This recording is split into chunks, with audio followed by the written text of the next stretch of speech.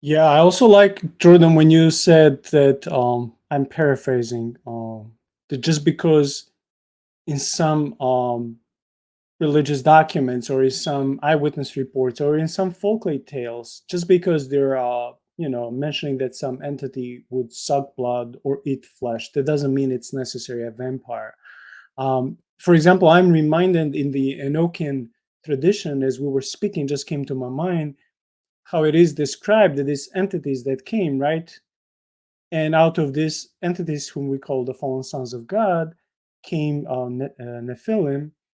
And Enoch records that they start eating not just people, but even each other and eating flesh and drinking blood. So I'm not saying this is true.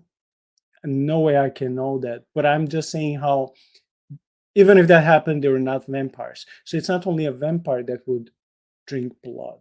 So there can be different categories of these blood-sucking um, creatures, creepy creatures.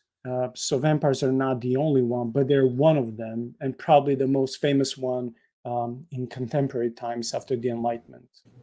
Yeah, and it is funny that you bring up the Nephilim there because the Nephilim. So I mentioned the Sumerian demonology. In the late antique world, the Nephilim and those demons became equated. A lot of our most we always think about Enoch. I think I mentioned this last time. We tend to think of scriptures as like sources of metaphysical wisdom. They were also viewed as ways to sort of describe the spiritual world around you and your sort of place in it. Consequently, we have a wealth of documents from various religious groups in late antiquity: Jews, Christians, Manichaeans, Gnostics, some pagans, talking about Nephilim attacking the people and drinking their blood.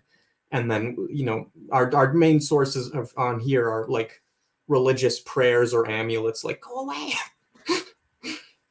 So this is the one with the Homeric hero vampires, right? You wanna Yeah. you wanna touch on that, Yonder? Oh yeah, yeah. Well, actually, there's two aspects to that. So, life about who wrote Philostratus? Thanks. Sorry. So Philostratus, he was a second century pagan. Or second century, he was involved in a movement called the Second Sophistic. Um, he's best known amongst Christians for having written the life of Apollonius of Tyana, the pagan philosopher who whizzed into the heavens and made a big splash in the apologetic world of the 4th century. Not that that was Philostratus's intent, but that was just one of the things that happened.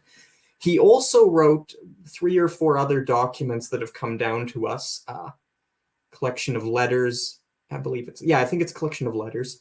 A work on gymnastics, our only work on gymnastics, and a work on heroes.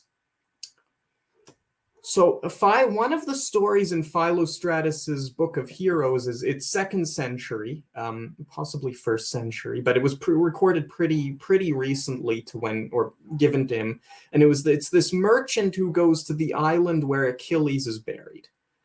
Now, for anyone who doesn't know, when we say the word hero, we tend to think of a person who does the right thing, right? At the cost of his life, at the cost of his soul, he follows what's right. I was about to say that's Batman, but that's probably not Batman. But that's what we all tend to think of a hero. In an ancient Greek context, a hero is somebody you worship. Not in like the way that some people use worship loosely. In the sense that there were actual, like a hero was an idol. You went to this idol, you sacrificed to the idol. These are mighty warrior demigods of Mycenaean descent, and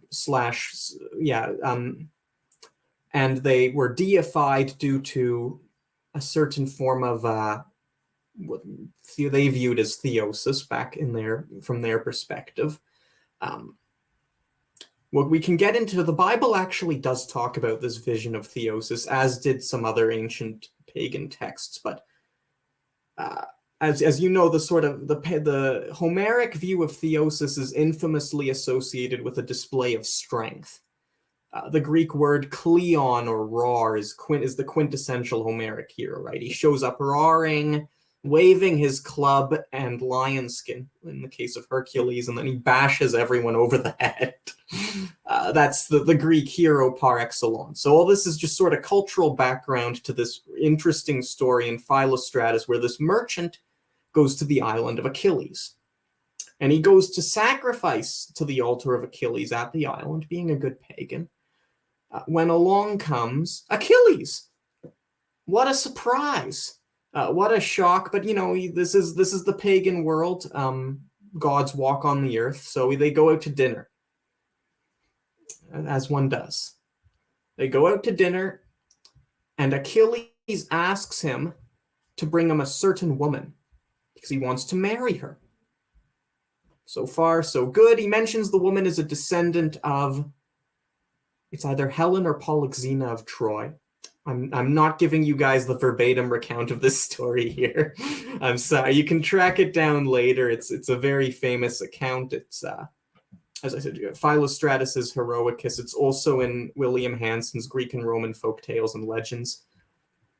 But point is, merchant goes. He gets this woman who's a descendant of Achilles' enemies. He gives her to Achilles.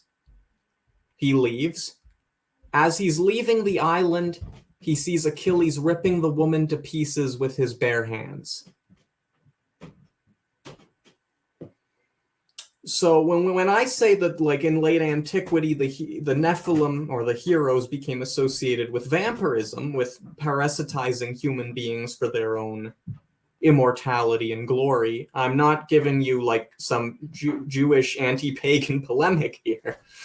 In fact, the great anti-Christian philosopher Plotinus also tells a variant of this, not the same story, but a similar one, when he explains to Porphyry why he doesn't want to sacrifice at hero altars. So yeah, very widespread sort, not the same as a modern Slavic vampires, as the Wolfmen would mention, but sort of same, like a sphere of evil, or sphere of existence, as it were, from our perspective.